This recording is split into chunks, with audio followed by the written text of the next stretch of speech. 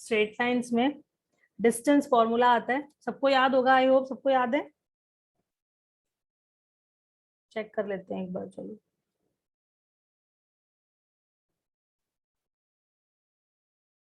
हाँ, तो distance formula का मतलब क्या है, अगर हमने अपने प्लेन में दो कोई भी पॉइंट्स ले लिए, से एक x1 y1 और एक x2 y2, और हमें लिखना है AB। AB का मतलब होता है distance between two points A and B। ठीक है, फॉर्मूला कैसे लिखते हैं हम, इसको तुम चेक भी कर सकते हो कि कैसे आ रहा है। भाई अगर ये x एक्सिस है,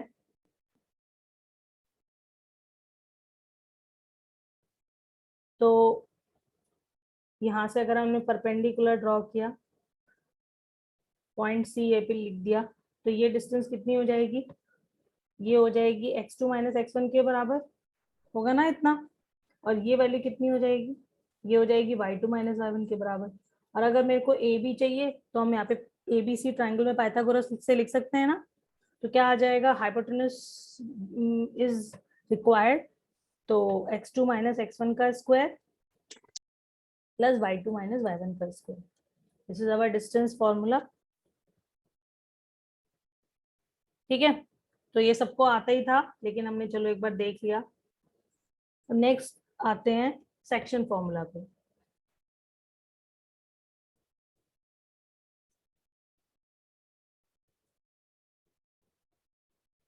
तो वो सेक्शन फॉर्मूले का क्या मतलब है, कब इसकी जरूरत पड़ती है। सपोज फिर से मैंने क्या किया, दो पॉइंट्स ले लिए ए एंड बी,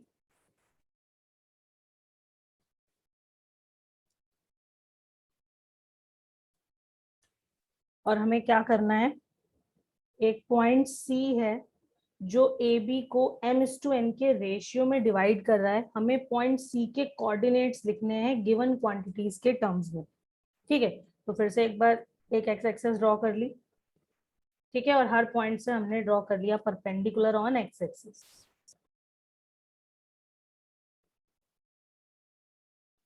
ए से परपेंडिकुलर ऑन दिस लाइन, और फिर सी से परपेंडिकुलर ऑन दिस लाइन। अगर मान लो ये ई है, ये एफ है, ये जी है, ठीक है, तो हर एक से परपेंडिकुलर ड्रॉ कर दिया। ओके, तो जरा एक बार चेक करो, इतना डिस्टेंस, इतनी वैल्यू कितनी होगी, ये किसके बराबर हो जाएगा, x माइनस x1 के, है ना। क्योंकि अगर x एक्सिस पर कोऑर्डिनेट्स हैं, तो हम ऐसे देख सकते हैं, भाई मान लो यहाँ पे कहीं ओरिजिन है, ठीक है, तो यहाँ से यहाँ तक की वैल्यू कितनी है x, और यहाँ से यहाँ तक की कितनी है x1, तो इसका मतलब बीच की कितनी हो गई x माइनस x1। किसी को कोई कंफ्यूजन तो नहीं है ना। ओके, आगे देखो ये वाला डिस्टेंस कैसे निकालोगे, फिर से हमने ओरिजिन से डिस्टेंस लिए, तो यहाँ से यहाँ तक की x2, और यहाँ से यहाँ तक की x1, तो इतना कितना हो गया x2 माइनस x1, ये सॉरी x है, दिस इज जस्ट x, तो ये x1 हटा के x करो इसे।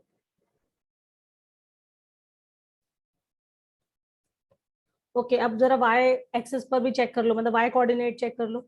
उसके लिए अगर मेरे को ये चीज लिखनी है, इसको मान लो, इस पॉइंट को मैंने क्या बोल दिया, l बोल दिया, तो cl कितना हो जाएगा, भाई यहाँ से यहाँ तक की हाइट cf जो है वो y दी हुई है, और जो cl है वो किसके बराबर होगी, वो इसी के बराबर होगी, एंड दैट इज y1। तो इतना कितना हो गया cl हो गया y माइनस y1। सिमिलरली यहाँ पे ये कितना हो जाएगा, it will be y2 minus y। ठीक है, इसको कोई एक नेम कर देते हैं, इसको m बोल दिया मैंने, मान लो। ठीक है, अब जरा ध्यान से देखो, जो ट्राइंगल ए सी एल है, एंड ट्राइंगल ए सी से लिख लेते हैं, हाँ, सी बी एम है, सिमिलर ट्राइंगल्स हैं या नहीं है। क्यों बच्चों, सिमिलर ट्राइंगल का मतलब क्या होता है, अगर दो एंगल सेम होते हैं ट्राइंगल के, तो हमारा ट्राइंगल सिमिलर हो जाते हैं, ए सिमिलैरिटीज। ठीक है ना, अब यहाँ पर एक 90 डिग्री है, यहाँ पर ये 90 डिग्री है, और बाकी जो ये एंगल होगा वही ये एंगल होगा करस्पॉन्डिंग एंगल से, क्योंकि लाइंस पैरेलल है, ये वाली लाइन इसके पैरेलल है। ठीक है, तो दिख रहे हैं दोनों ट्राइंगल्स कैसे हैं, सिमिलर ट्राइंगल्स हैं, A C L and triangle C B M. Okay, अब अगर ट्राइंगल सिमिलर हैं तो हम रेशियो लिख सकते हैं, साइड्स के रेशियो सेम हो जाएंगे। मैंने ले लिया ए सी अपॉन सी बी का जो रेशियो होगा वो किसके बराबर लिख सकते हैं, कोई भी साइड, मान लो मैं एक्स कोऑर्डिनेट चाहिए तो लिख लो A L upon C M के बराबर, और ये रेशियो किसके बराबर होगा, C L third side of the triangles, ठीक है, C L and B M. ठीक है, तो अब एक काम करो, ये जो रेशियो है ये हमें गिवन था m/n। अब हम एक बार इसको इससे इक्वेट करेंगे और एक बार हम इसको इससे इक्वेट करेंगे। ठीक है, तो एक बार से हमें x कोऑर्डिनेट मिल जाएगा, एक बार हमें c पॉइंट का y कोऑर्डिनेट मिल जाएगा। चेक करते हैं कैसे। भाई m/n, m/n ac bye cb के अगर बराबर सॉरी al अपॉन cm के बराबर करोगे तो al कितना है, x माइनस x1, ठीक है, और cm कितना है, x2 माइनस x। बच्चों देखते रहना, क्रॉस मल्टीप्लाई किया हमने, mx2 minus mx is equal to nx minus nx1। ठीक है, हमें x कोऑर्डिनेट ऑफ c चाहिए, x की वैल्यू चाहिए, तो मैंने x को एक तरफ कर दिया और बाकी सब कुछ एक तरफ कर दिया। ठीक है, तो क्या आ जाएगा, mx2 plus nx1 upon m plus n, आएगा या नहीं आएगा। भाई तुमने अगर x को एक साथ किया है तो ये चीज राइट में जाके m प्लस n तुम्हारा कॉमन आ जाएगा, और x को तुम्हें लिखना है तो तुम x की वैल्यू ऐसे लिख सकते हो डिवाइड करके कोफिशिएंट को। ठीक है, अब हमने y कोऑर्डिनेट को भी सेम तरीके से निकाल लेना है। m/n को अब हम बराबर करेंगे cl अपॉन bm से, तो cl कितना है, y माइनस y1। ठीक है, bm कितना है, bm है y2 minus y, cross multiply, तो y2m minus my is equal to ny minus ny1। इसको मैंने फिर से एक तरफ करना है और ये y1 को लेफ्ट में ले आओ, क्या आ जाएगा, ny1 plus my2 is equal to n plus m times y common हो गया, और यहाँ से आ गई y की वैल्यू, क्या आ गई, my2 plus ny1 upon m plus n। ठीक है, तो बच्चों समझ में आ गया कैसे हम सेक्शन फॉर्मूला प्रूव करते हैं। किसी ने हो सकता है 10th में किया हो, लेकिन जरूरी नहीं है हर एक ने किया हो, बल्कि आजकल तो बच्चे कम से कम पढ़ना चाहते हैं 10th में। मैम की किया है, ठीक है, चलो 2-4 बच्चों मैम ने। थोड़ा सा जूम आउट कर दो। अरे लिख तो लेने दो। तो देखो बेसिकली हमारे पास जो, चलो अच्छा एक बार लिख लो फिर मैं फाइनल स्टेटमेंट लिख दूंगी। ये लो,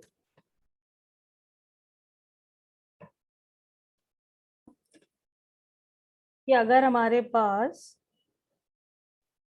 पॉइंट ए और पॉइंट बी के कोऑर्डिनेट्स गिवन है x1 y1 x2 y2, और एक पॉइंट सी है विच divides A B in the ratio m/n internally. यहाँ पे क्या हो रहा है, सी जो है सी डिवाइड्स ए बी इंटरनली। ठीक है, तो जो सी के कोऑर्डिनेट्स होंगे वो कैसे लिख सकते हैं हम, mx2 plus nx1 upon m plus n, comma my2 plus ny1 upon m plus n। ठीक है, क्या कर रहे हैं हम, अगर हम ये वाला रेशियो का पार्ट ले रहे हैं, मतलब m ले रहे हैं, तो उसको उसके दूर वाले फार्दर जो x कोऑर्डिनेट है उससे मल्टीप्लाई करेंगे, प्लस अगर n लेंगे तो उसको उसके दूर वाले से मल्टीप्लाई करेंगे x कोऑर्डिनेट से, divide by m plus n। तो इस तरीके से हमने रेशियो लिख देना है, मतलब उसी पॉइंट के कोऑर्डिनेट्स लिख देने हैं। ओके, अच्छा देखो, अब इसी पॉइंट को एक काम करते हैं, मान लो हमारा a यहाँ पर है, b यहाँ पर है, और हमें चाहिए एक ऐसा पॉइंट जो ए बी को एक्सटर्नली डिवाइड कर रहा है। मतलब एक्सटर्नल डिवीजन का क्या मतलब हुआ, कि ए बी के बाहर तुम्हारे पास एक पॉइंट सी है, और हमें ये रेशियो m और ये रेशियो n दिया हुआ है। ठीक है, और हमें सी के कोऑर्डिनेट्स इस केस में लिखने। ओके, तो देखो बच्चों, इसके लिए क्या करोगे, तो ये काम अब तुम खुद से करके देखना, मैं अब डायरेक्ट फॉर्मूला लिखूंगी, खुद से देखना। अगर मैंने पॉइंट बी को ले लिया सच दैट कि पॉइंट बी, क्योंकि हमारे पास इंटरनल डिवीजन का फॉर्मूला तो समझ में आ गया हमें, ठीक है, तो अब हम इसी को यूज करके सी कोऑर्डिनेट निकाल सकते हैं। कैसे? तुम ले लो बी पॉइंट हमारा जो है वो ए सी को किस रेशियो में डिवाइड कर रहा है, जरा देखना। इतनी वैल्यू कितनी हो जाएगी, m माइनस एन हो जाएगी या नहीं? क्यों बच्चों? तो अब हम अगर इंटरनल डिवीजन के फॉर्मूले को यहाँ पे यूज करें और ये कहें कि b divides A C internally in the ratio m minus N is to n, ठीक है, तो उससे इसको यूज करके हम x और y की वैल्यू निकाल सकते हैं। ठीक है, कोऑर्डिनेट ऑफ c, उस केस में हमें क्या मिलेगा, mx2 minus nx1 upon m minus n, comma my2 minus ny1 upon m minus n। ठीक है, बस हमने क्या कर दिया, अपने इंटरनल डिवीजन के फॉर्मूले में n को माइनस n रिप्लेस कर दिया। ओके, और प्रूव करना अब ये तुम्हारे ऊपर छोड़ रही हूं मैं, अपने आप चेक करके देख लेना। अगर हम इंटरनल डिवीजन का फॉर्मूला लगाएं कि हमारा पॉइंट बी जो है, जो कि गिवन पॉइंट है, और वो अगर एसी को डिवाइड कर रहा है, तो कौन सा रेशियो आ जाएगा, m minus N is to N का रेशियो। और वहां से तुम एन एक्स को सिंप्लीफाई कर लेना और y को सिंप्लीफाई कर लेना, you will get this coordinate only. ठीक है, तो ये डिवीजन का फॉर्मूला हो गया, when C divides AB externally.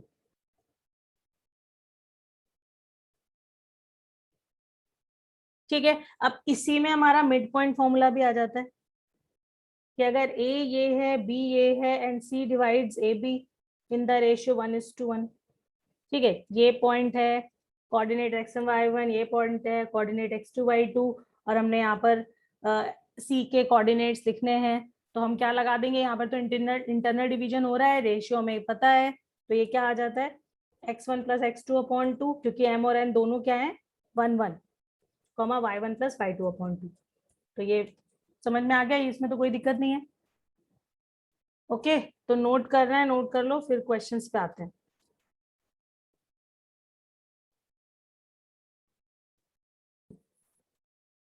तो हमारे पास ए और बी ये दिए हुए थे, अगर हमें एक्सटर्नल डिवीजन के लिए आंसर करना है, और सी पॉइंट हमारा बेसिकली हमने ऐसे लेना है, ये ए बी के बाहर है।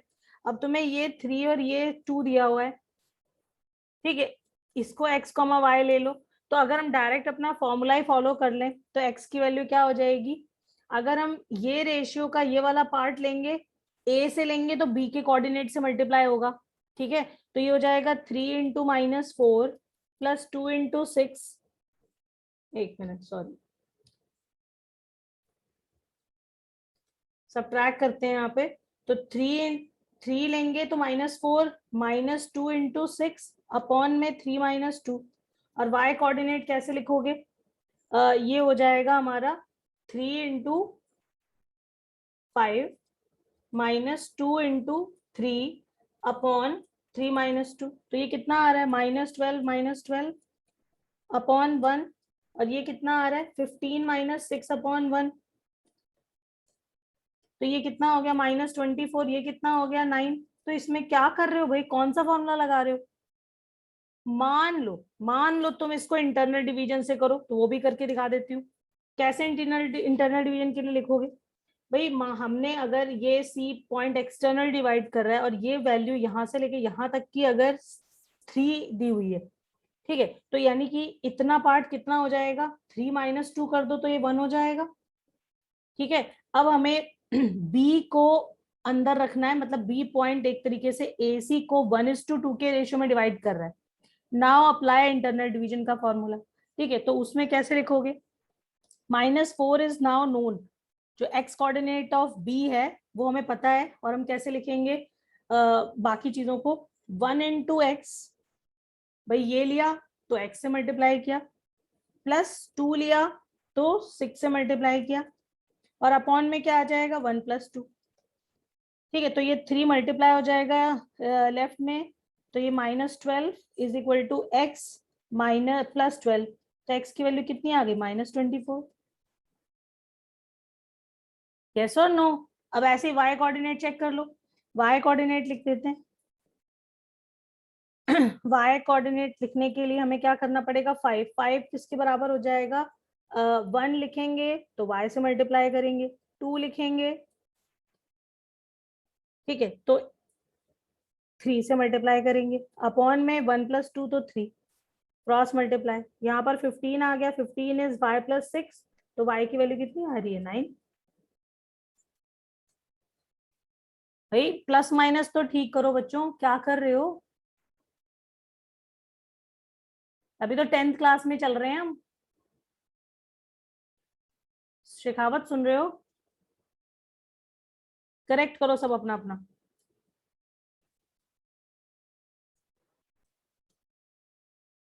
भाई देखो अभी हमें क्या निकालना है, हमारे पास 2 पॉइंट्स हैं, 2 - 3 5,6, ठीक है, और हमें x एक्सिस बताना है, x axis divide the line segment joining the point in which ratio, ठीक है, तो मान लो ये x एक्सिस है और ये हमने मान लिया कि x एक्सिस हमारे लाइन सेगमेंट ए बी को से λ/1 के रेशियो में डिवाइड कर रही है, ठीक है, वेरिएबल्स को कम से कम रखना चाहिए, तो मैंने बस λ/1 ले लिया, ठीक है, m/n के बजाय।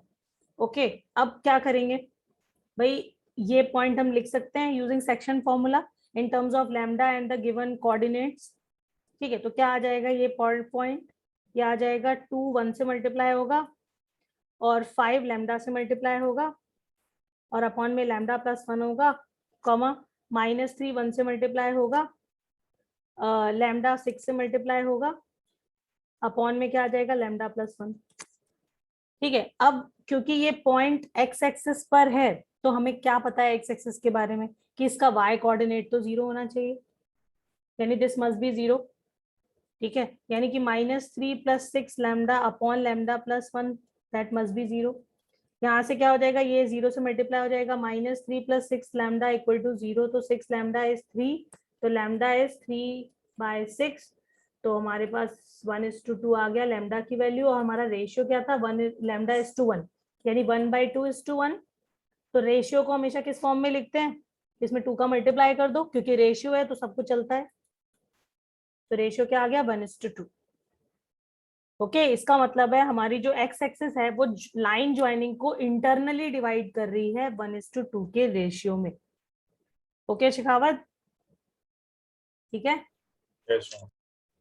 वही गलतियां मत करो, ठीक है, सबको क्लियर है, आगे बढ़ते हैं। अचिंत्य आ गया था तुम्हारा, यस मैम। ठीक है, क्वेश्चन है point A with coordinate 1,1 and B with coordinates 2, -3 are 2 points and D is a point on AB produced such that AD is 3AB। हमें coordinates of D निकालने, find coordinates of D, ठीक है, find out, थोड़ा सा दिमाग चलाओ, अक्षर जयपुरिया और नम्रता का एटलीस्ट सेम है, एक बार चेक कर लेते हैं सही है या नहीं। भाई देखो फिर से तुम्हें 2 पॉइंट्स गिवन थे तो मैंने बना लिया 1,1 2, -3। डी पॉइंट है जो ए बी प्रोड्यूस्ड से हमें मिलेगा, अच्छा, और ए डी की जो वैल्यू है वो 3 टाइम्स ए बी के बराबर है, ठीक है, तो मेरा थोड़ा डायग्राम ठीक नहीं है, इसको ठीक ही कर लेते हैं, 1 मिनट लगेगा।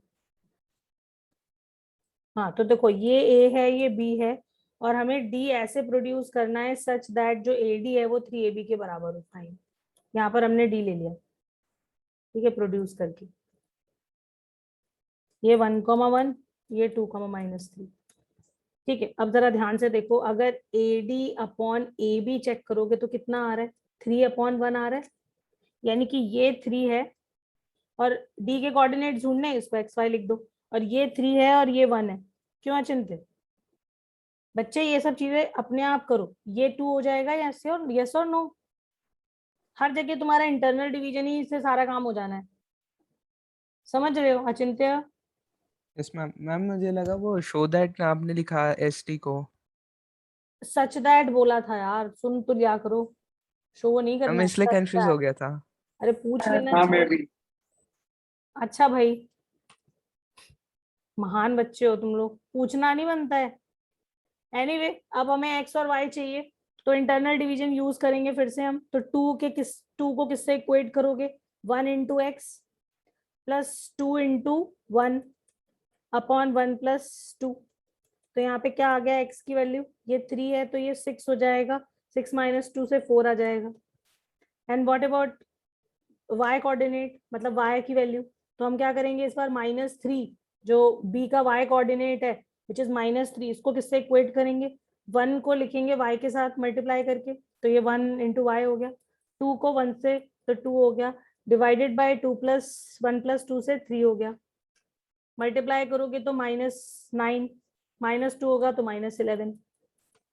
तो नम्रता का सही था, अक्षर जयपुरिया का सही था। ओके अब बच्चों एक देखो जेई का क्वेश्चन करते हैं, कर लेना जिसका नहीं हुआ है। क्वेश्चन है, prove that points A x1 y1, B x2 y2, C lambda x1 plus 1 minus lambda times x2, comma lambda y1 plus 1 minus lambda times y2 are collinear for lambda belongs to R। यानी कि lambda की किसी भी real value के लिए ये 3 points हमेशा collinear होंगे, that you have to show. ठीक है, तो सोचो कैसे करोगे। अब जरा ध्यान से देखो, तुमने अगर ए और बी पॉइंट, भाई जो पॉइंट सी है उसके कोऑर्डिनेट्स को अगर ध्यान से देखो तो ये combination of A and B के लिए लिखा हुआ है या नहीं? Combination of points A and B. तो अगर मेरा ए जो है वो x1 y1 है और b x2 y2 है, और मैंने ले लिया पॉइंट सी को ऐसे सच दैट ये ए बी को लैम्डा इस टू 1 के रेशियो में डिवाइड कर रहा है। ठीक है, लैम्डा लो, लेकिन 1 नहीं, 1 से काम नहीं बनेगा, इसको यहाँ पे लैम्डा 1 माइनस लैम्डा कर दो। अगर मान लो मैंने सी पॉइंट ऐसा ले लिया such that it divides A B in the ratio lambda is to 1 minus lambda. ठीक है, तो हम इस पॉइंट सी को कैसे लिख सकते हैं बच्चों? एक चीज और देखो, तुम्हें बिल्कुल इसके ऑर्डर को फॉलो करना है। अगर हमारा 1 माइनस लैम्डा है तो वो x2 से मल्टीप्लाई होना चाहिए, यानी कि इसको तो फिर से चेंज करो थोड़ा। हम यहाँ पे क्या करेंगे, इस पॉइंट सी को मैंने कैसे लिया सच दैट लैम्डा के साथ तो x1 आए, यानी लैम्डा यहाँ पे होना चाहिए और 1 माइनस लैम्डा यहाँ पे होना चाहिए। ठीक है, तो हम देखो सी पॉइंट को कैसे लिख सकते हैं, lambda x1 plus 1 minus lambda x2। तो हमारा सेक्शन फॉर्मूले से हमें ये समझ में आ रहा है कि जो ए बी सी तीनों पॉइंट्स हैं वो कैसे हैं? कोलिनियर। हमने पॉइंट सी को lambda x1 y1 x2 y2 के टर्म्स में लिख दिया, इसका मतलब पॉइंट्स कैसे हो गए? कोलिनियर।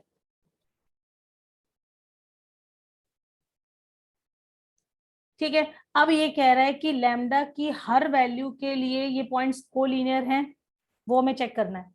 ठीक है, तो क्या किया जाए? देखो कोलिनियरिटी, ये जो डिवीजन वाला हमने अभी फंडा पढ़ा उसमें हमने क्या देखा, अगर पॉइंट जो सी है अगर वो ए बी को इंटरनली डिवाइड कर रहा है तो जो ये ratio 1 minus lambda is to lambda है वो कैसा होना चाहिए? Positive for internal division.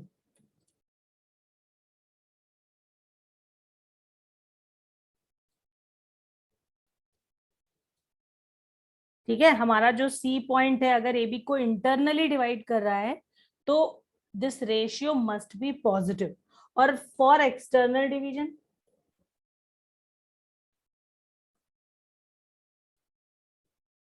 Ratio must be negative. ठीक है, अब चेक कर लो, अगर इसको हम सॉल्व करेंगे, पहले तो मैंने क्या किया, माइनस का कर दिया मल्टीप्लाई और फिर लगा दिया वेवी कर्व। वेवी कर्व से हम लैम्डा की वैल्यू, इस इनइक्वालिटी का आंसर करना हमें आता है। लेस देन की इनइक्वालिटी है, दो जीरोस हैं, एक जीरो है एक वन है, तो लैम्डा की वैल्यू बड़े और छोटे रूट के बीच में आ जाएगी। यानी कि लैम्डा की वैल्यूज अगर 0 से 1 के बीच में है तो हमारा जो पॉइंट सी है वो ए बी को इंटरनली डिवाइड करेगा। ठीक है, and for about what about here external division, this ratio must be negative, क्योंकि देखो तुम याद करो, हमारा अगर एक्सटर्नल डिवीजन होता है तो एम एस टू एन की वैल्यू कैसी होती है, नेगेटिव होती है या नहीं, M is to minus N हो जाता है। ठीक है, तो इसका मतलब ये रेशियो नेगेटिव होना चाहिए। अब इस इनइक्वालिटी को सॉल्व कर लो, एंड फॉर दैट मैंने फिर से माइनस का मल्टीप्लाई कर दिया, inequality will reverse it sign. अब इसका आंसर करना है, ग्रेटर देन की इनइक्वालिटी का आंसर करना भी तुम्हें आता है। दो रूट्स हैं 0 एंड 1, तो बड़े से बड़ा छोटे से छोटा, तो lambda belongs to minus infinity to 0 union 1 to infinity.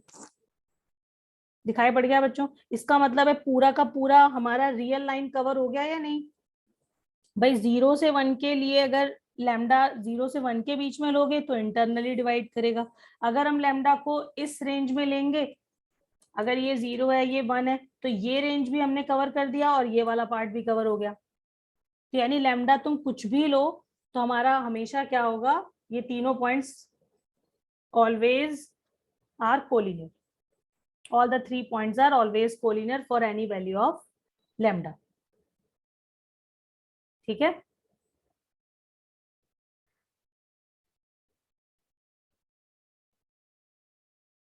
और एक चीज और देखो, यहाँ पर 0 और 1 को हमने हमारे ना इस रेंज में ना इस रेंज में, तो तुम उसका एक्सप्लेनेशन भी दे सकते हो भाई। अगर 0 या 1 लेते हैं हम लैम्डा को, तब तो इस डिवीजन का कोई मीनिंग ही नहीं है। तुम चेक करके देखो, अगर हमने लैम्डा की जगह 0 डाल दिया, ठीक है, तो यहाँ पे 1 आ जाएगा 0 आ जाएगा, तो वो तो पॉइंट फिर सेम ही हो गए दो, इसका मतलब है।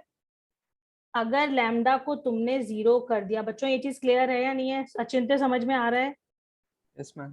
अगर हमारा लैम्डा 0 हो जाता है तो ये डिस्टेंस तो गायब ही हो गई, और ये गायब हो गई तो यहाँ पर डिवीजन का कोई मीनिंग नहीं है। और दो पॉइंट्स तो हमेशा ही कोलिनियर होते हैं, अगर ए और सी बचे तो ये तो हमेशा ही कोलिनियर होंगे।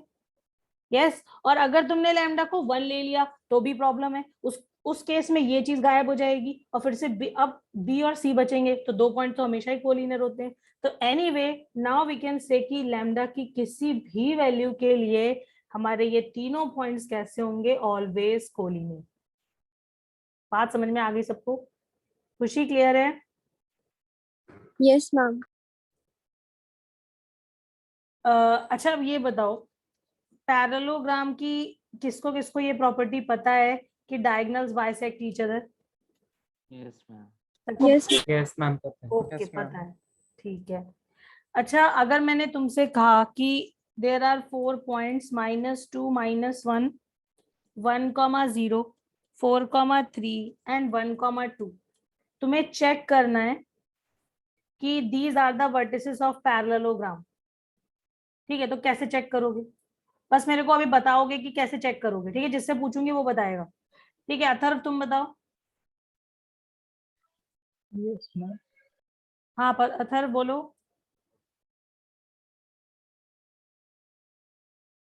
अचिंत्य तुम बोलो, कि बच्चे ना अपना माइक ही खराब रखते हैं जिससे कुछ बताना ही ना पड़े।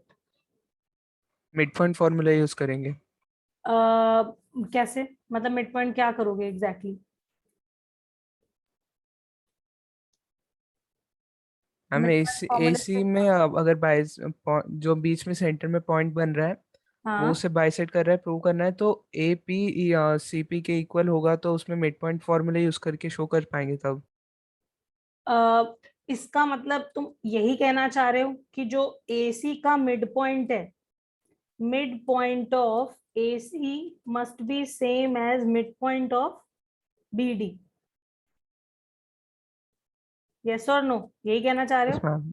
ये दोनों सेम होंगे, ठीक है, तो अगर तुमने ये ABCD ऑर्डर में ले लो तो दोनों के मिड पॉइंट चेक कर लोगे डायगोनल्स के, और वो सेम आने चाहिए। तो this is how you check this is a parallelogram और नॉट। अच्छा उसके बाद अगर रेक्टेंगल चेक करना है तब? हाँ चिंते बोलो, रेक्टेंगल है या नहीं?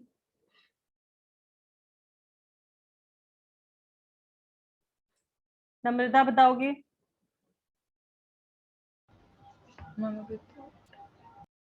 No idea?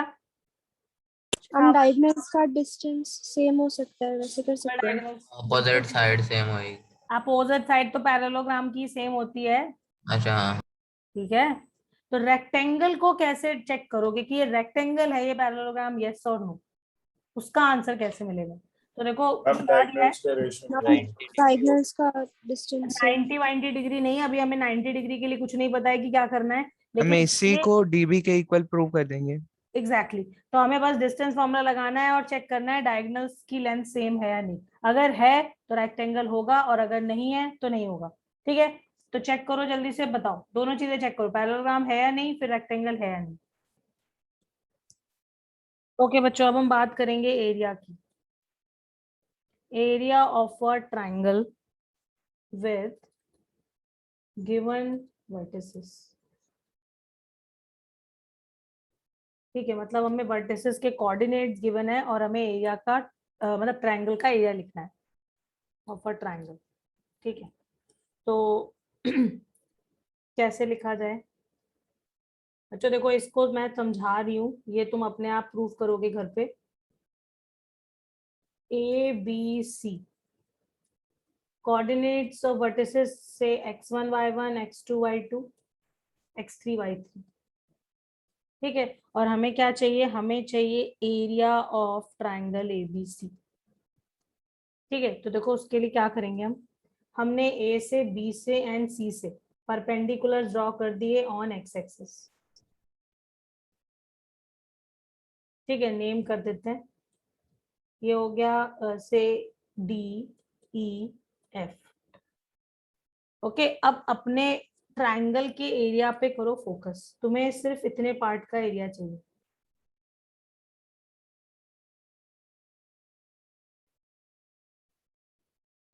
ठीक है। तो हम कैसे निकालें? अगर मैंने एक सेकेंड, पेन सेलेक्टेड है, हाँ हाँ। तो अब जरा ध्यान से देखो, अगर एबीसी ट्राइंगल का एरिया चाहिए तो अगर हम निकाल लें एरिया ऑफ ट्रेपेजियम,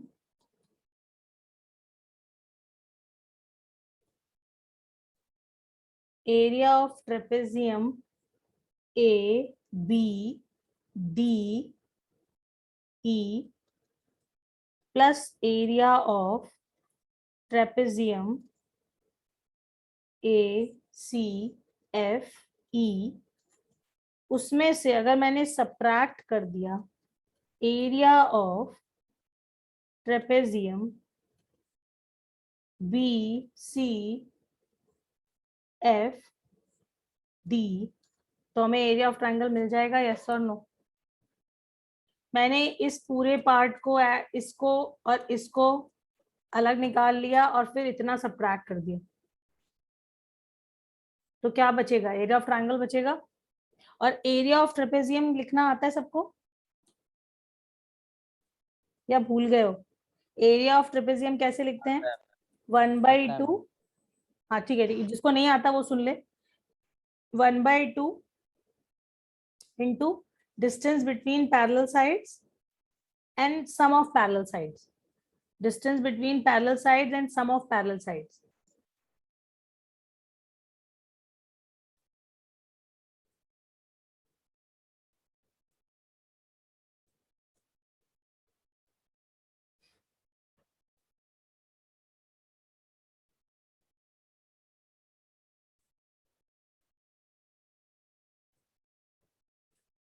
ठीक है।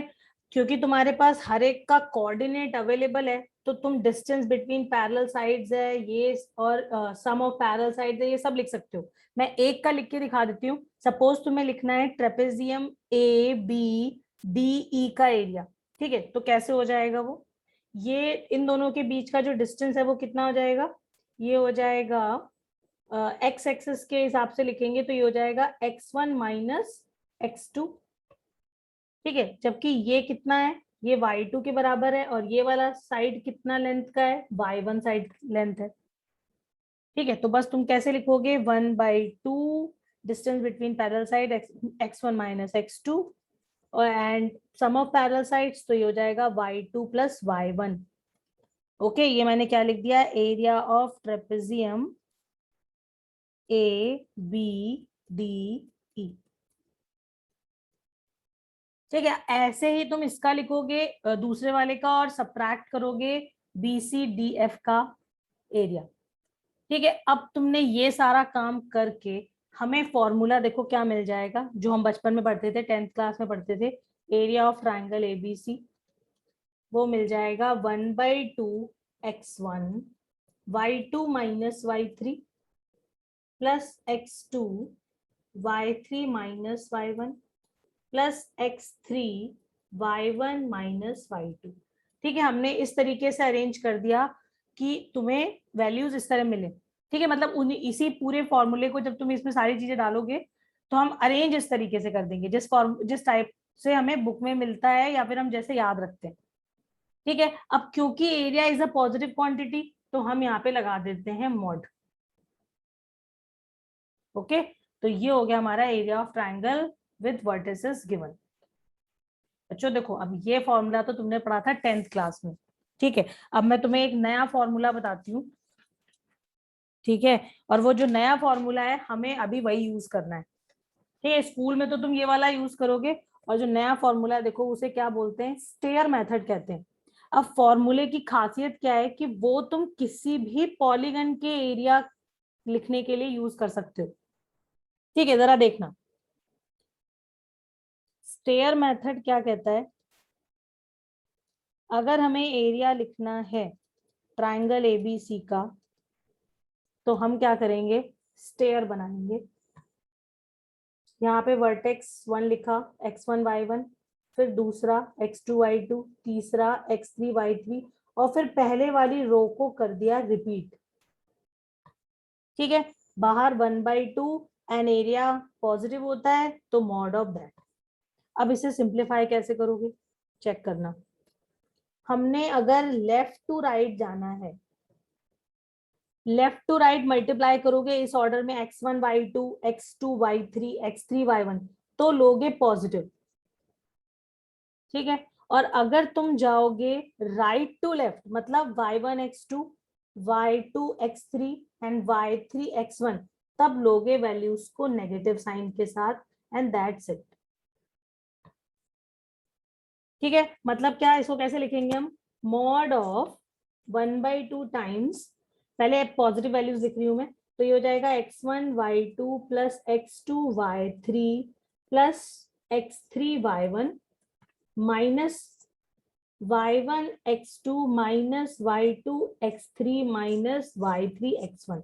बच्चों तुम्हारे पास कोई ऑप्शन नहीं है कि तुम इसको याद ना रखो, समझ गए, याद करना ही करना है, क्योंकि इससे हम क्वाड्रिलेटरल हो, पेंटागन हो, हेक्सागन हो, कोई भी पॉलीगन हो, उन सब के एरियाज निकाल सकते हैं।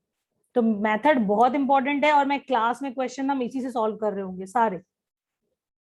ठीक है, और बहुत आसान है, मैंने बता दिया, हमें स्टेयर बनानी होती है, जितने वर्टेक्स हो वो सारे इसके लाइन में ऐड करते जाओ।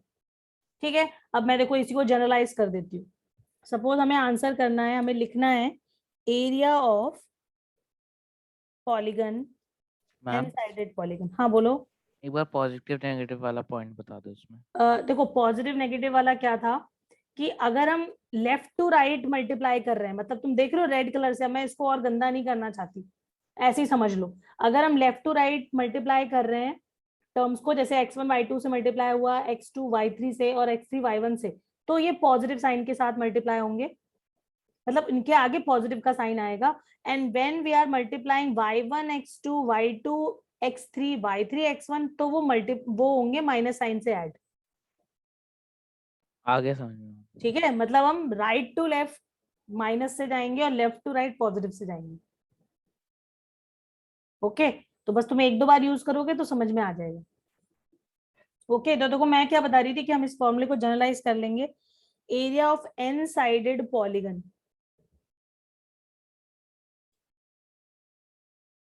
हमें लिखना है तो हम कैसे लिखेंगे, 1/2 स्टेयर बना ली मैंने, x1 y1 x2 y2 x3 y3 x4 y4 dot dot dot xn yn ठीक है, n साइडेड पॉलीगन है तो n वर्टेक्स भी होंगे, तो x1 y1 लिख दिया और फिर कर दिया x1 y1 को रिपीट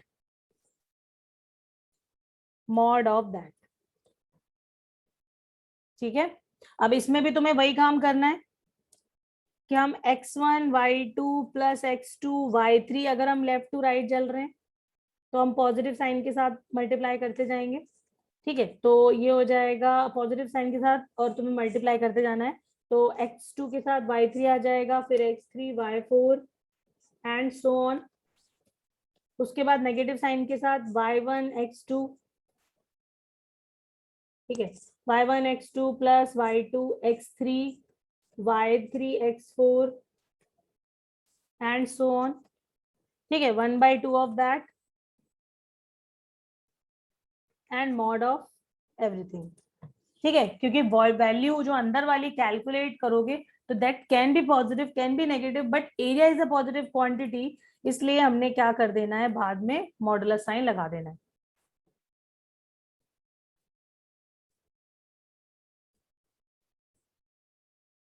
क्वेश्चन है, suppose you have triangle with vertices A 3, 2, B 11, 8 and C 8, 12.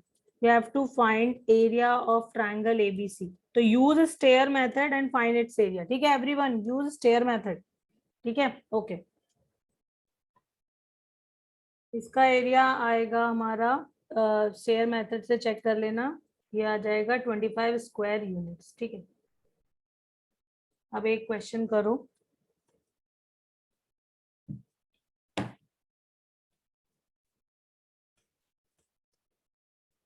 if the coordinates of 2 points A and B are 3, 4 and 5, -2 respectively, find the point P if PA is equal to PB and area of triangle PAB is 10 square units. ठीक है, try this. भाई P के coordinates हमें ढूंढने हैं, हमने मान लिया let x, y the point P। ठीक है, अब PA PB के बराबर गिवन है ना, तो इसका मतलब है P ये A है ये B है, तो PA कैसे लिखेंगे, this is distance between P and A, तो x - 3 का स्क्वायर प्लस y - 4 का स्क्वायर, x - 5 का स्क्वायर प्लस y + 2 का स्क्वायर। ठीक है, दोनों तरफ स्क्वायर कर देंगे और इसके होल स्क्वायर्स भी ओपन कर दो, तो x square 9 - 6x plus y square plus 16 - 8y, और राइट साइड में x square 25 - 10x, y square 4 and 4y, x square y square gone, x को एक साइड करो तो x को इधर लेकर आओगे तो ये हो जाएगा 4x, y को एक साइड कर देते हैं तो y को इधर लेकर आओगे तो माइनस का 12y, और ये दोनों तुम्हें 25 दे देंगे, 25 और ये 25। ठीक है, तो ये सिर्फ -4 बचेगा। ठीक है, 25 कट ही जाएगा और माइनस का 4 आ जाएगा, -4 = 0। ठीक है, तो 4 से डिवाइड कर दिया तो x - 3y - 1 = 0। ये तुम्हारे पास एक रिलेशन आ जाएगा x y में। अब दूसरा कहाँ से, क्योंकि हमें x और y दो चीजें निकालनी है, इसका मतलब है दो रिलेशंस भी होने चाहिए, तो एक आ चुका है, दूसरे के लिए हमें ये हिंट दिया हुआ है कि area formed by PAB is 10 square units. ठीक है, तो एरिया स्टेयर मेथड से लिख देते हैं। भाई तुम्हारी स्टेयर में एक 3 है, 3, 4 है, 5, -2 है, x, y है, और हमें पहले वाले को रिपीट करना होता है, ये तो 3, 4 लिख दिया, 1/2 कर दिया, मॉड ले लिया, और ये किससे इक्वेट करना है, 10 से। ठीक है, मॉड हटेगा, क्या होगा, प्लस माइनस साइन आएगा राइट में, यस। क्या आएगा अंदर और चेक करो, मल्टीप्लाई करोगे तो क्या होगा, हमें ऐसे मल्टीप्लाई करना है विद पॉजिटिव साइन, यानी कि -6 + 5y प्लस 4x माइनस लगा के अब हमें राइट टू लेफ्ट जाना है, तो -20, तो ये माइनस में आ रहा है तो ये प्लस हो जाएगा 2x, और ये प्लस, ये -3y है तो ये प्लस माइनस का 3y बन जाएगा। बेसिकली माइनस में ही आ रहा है, मैं माइनस लिखोगे तो -3y। ठीक है, राइट साइड में +-10। ठीक है, इस 2 को हटाओ यहाँ से तो +-20।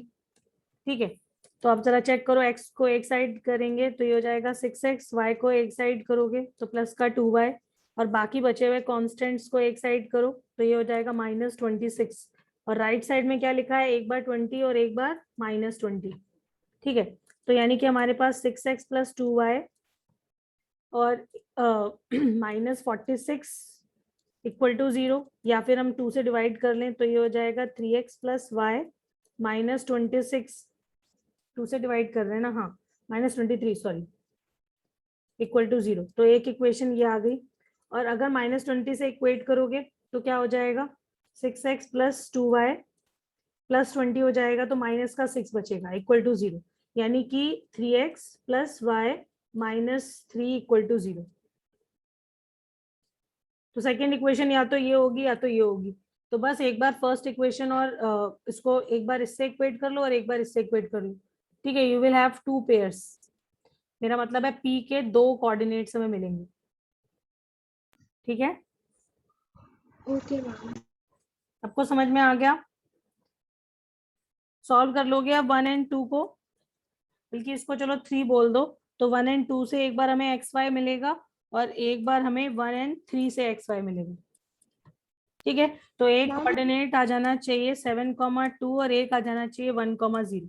तो these are the 2 possibilities for P। हाँ बताओ। मैम इसको हम सेक्शन फॉर्मूला से कर सकते हैं क्या? सेक्शन फॉर्मूला तो कोलिनियर पॉइंट्स के लिए लगता है। तो यस मैम। मैं कह रही हूँ सेक्शन फॉर्मूला तो कोलिनियर पॉइंट्स के लिए लगता है। Yes ma'am. हाँ, तो फिर गड़बड़ है ना भाई। देखो हाँ। तुम ऐसे सोचो ना कि जरूरी नहीं है ना कि ये P इन दोनों का मिड पॉइंट और एक ही लाइन में हो, ये P तो यहाँ पर भी हो सकता है। Yes ma'am. ठीक है, ये P तो यहाँ पर भी हो सकता है, समझ गए ना? तो P की पोजीशन जरूरी नहीं है कि उसी लाइन पर हमें मिले। ठीक है, तो no section formula. Okay ma'am. सबको क्लियर है ये? अचिंत्य ओके? Yes ma'am. ठीक है, तो नेक्स्ट क्वेश्चन पे आ जाएं। ठीक है बच्चों, देखो फिर से एक कुछ तुम्हें चेक करके देखना है। सपोज हमारे पास वर्टिसेस हैं of a triangle having rational coordinates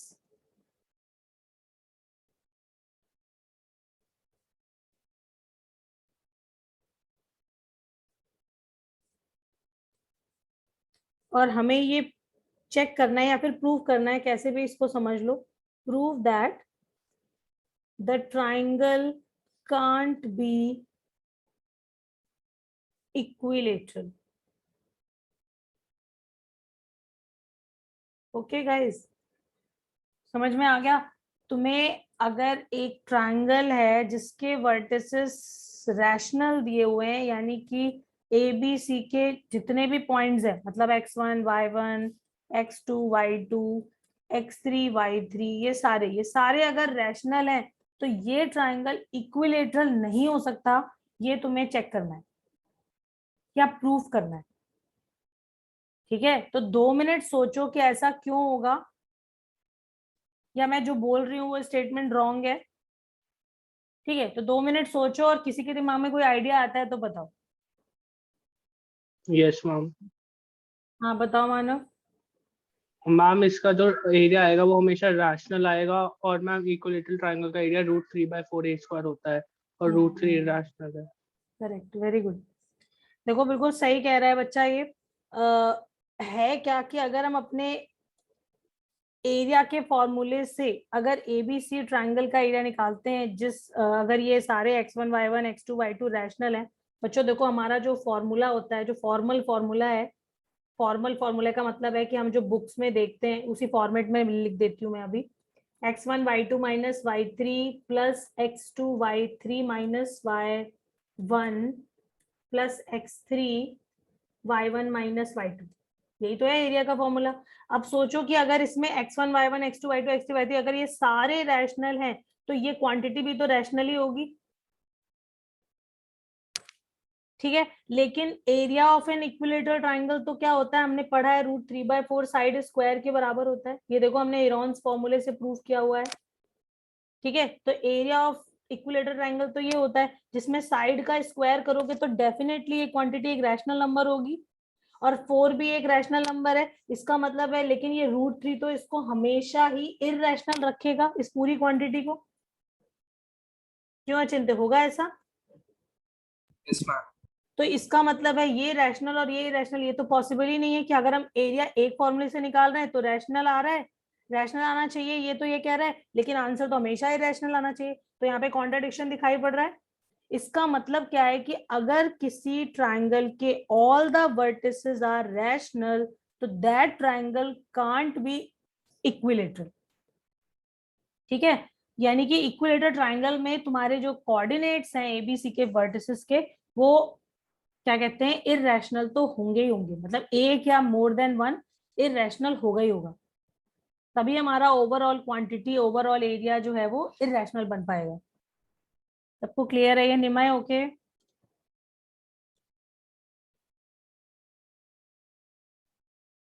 Deepanshu समझ में आ गया? ओके। अच्छा बच्चों देखो, एक तुम लोग बचपन में पढ़ते थे कोलिनियरिटी का कॉन्सेप्ट। हाँ क्या हुआ? अच्छा लिखना था।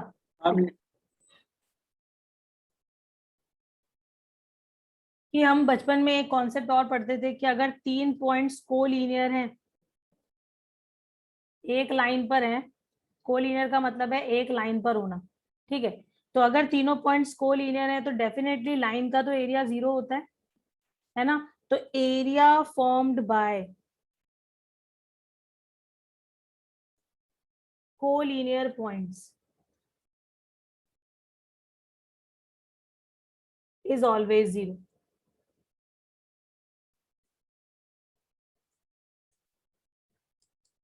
ठीक है। मतलब अगर 3 पॉइंट्स को कोलिनियर प्रूफ करना है तो तुम्हारे पास तरीका एक और भी हो गया कि हम अगर एरिया के फॉर्मूले में तीनों पॉइंट्स को रखेंगे तो उससे जो एरिया फॉर्म होगा वो आंसर 0 करेगा, ये बचपन में हम यूज करते थे, ठीक है। तो इसको समझ में आ गया, इसमें कोई करने की जरूरत तो नहीं है ना, इसका क्वेश्चन इजी है, ठीक है। वर्कशीट में क्वेश्चन होगा वो करके देख लेना, ये मैं नहीं देख करवा रही अभी। अब एक जेई का क्वेश्चन करते हैं। अच्छा बच्चों देखो, इस क्वेश्चन को करने से पहले तुम्हें एक और फॉर्मूला मैं बता देती हूँ, कहीं कहीं तुम्हें ये फॉर्मूला भी मिलेगा। Area of triangle ABC with vertices same x1 y1 x2 y2 x3 y3, ठीक है। हम उसको डिटर्मिनेंट फॉर्म में भी लिख सकते हैं, ठीक है। कैसे? Determinant of x1 y1 1 x2 y2 1 x3 y3 1 half of that and mod of everything, ठीक है। एरिया ऑफ ट्राइंगल निकालने का दिस इज अनदर फॉर्मूला। देखो तुमने तीसरा फॉर्मूला देख लिया एरिया ऑफ ट्राइंगल निकालने का, ठीक है। इसकी भी जरूरत पड़ जाती है, क्या पता क्वेश्चन में एरिया इसी फॉर्मेट में दिया हो, तो एटलीस्ट तुम्हें ये पता होना चाहिए कि ये कुछ नहीं है, एरिया ऑफ ट्राइंगल लिखा हुआ है, ओके। तो एरिया ऑफ ट्राइंगल का ये भी फॉर्मूला है, डिटर्मिनेंट एक्सपेंड करना मैंने बताया हुआ है, ठीक है। तो तुम इसका मतलब एरिया ऐसे भी निकाल सकते हो, ठीक है। तो अब ये लिख लो और उसके बाद ये क्वेश्चन ट्राई करना।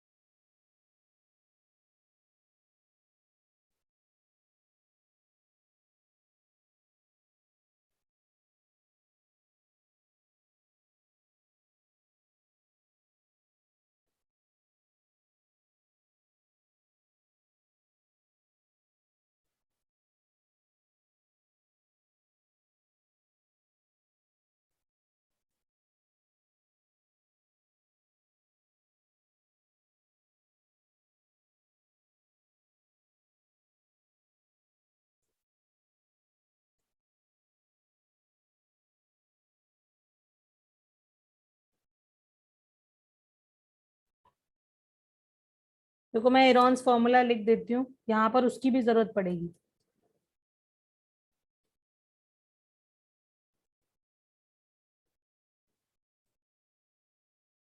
तो क्या होता है कि अगर हमारे पास कोई ट्रायंगल है,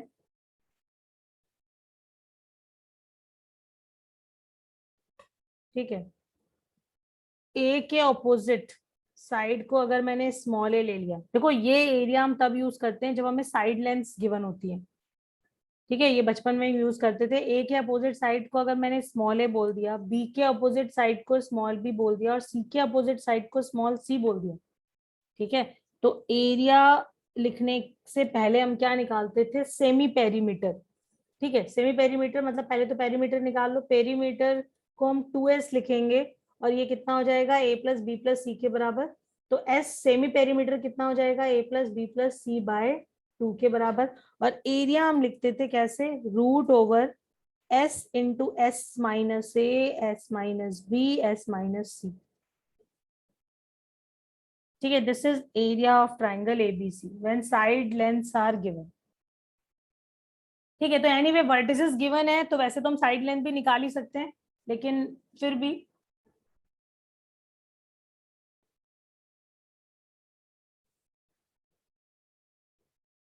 मैम थोड़ा सा जूम आउट कर दो। ठीक है। ये वन शर्मा ना, भाई देखो अब अपने एक्सप्रेशंस को जरा ध्यान से देखो। ये जो गिवन है पहले तो उनको देखो, ये 3 स्टेटमेंट्स हमें दिए हुए हैं और इनका अगर फॉर्मेट देखोगे तो तुम्हें ऐसा नहीं लग रहा कि ये तो डिस्टेंस फॉर्मूला जैसा, यस और नो?